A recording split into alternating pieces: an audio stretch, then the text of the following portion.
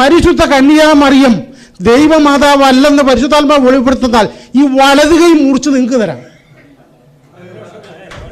നമ്മൾ എത്രയോ കാര്യങ്ങൾ പറഞ്ഞു. മറിയെക്കുറിച്ച് പറഞ്ഞപ്പോൾ ഉണ്ടായ വികാര വിക്ഷോഭം കണ്ടോ? അത് മനസ്സിലായില്ലേ? അത് തന്നെ നിങ്ങൾക്ക് ബോധ്യപ്പെട്ടു. സ്തോത്രം. ഇല്ല, യേശുവിനെ കുറിച്ച് പറയുമ്പോൾ ഇല്ല. ഞങ്ങളും നിങ്ങളും തമ്മിലുള്ള ഒരു വലിയ വ്യത്യാസം അതാണ്. തെറ്റുപറ്റാത്ത ദൈവപുത്രൻ അവൻ്റെ അനാദി നിർണയത്തിൽ ജഡമെടുത്ത് ഈ ലോകത്തിലേക്ക് വന്ന അത്ഭുത സംഭവമായ സുവിശേഷം ഞങ്ങളുടെ ആവേശമാണ്. അത് ഞങ്ങളുടെ സിരാഞരമ്പുകളിൽ പടർന്നു കയറുന്ന ഉജ്ജ്വല ലഹരിയാണ്. സ്തോത്രം.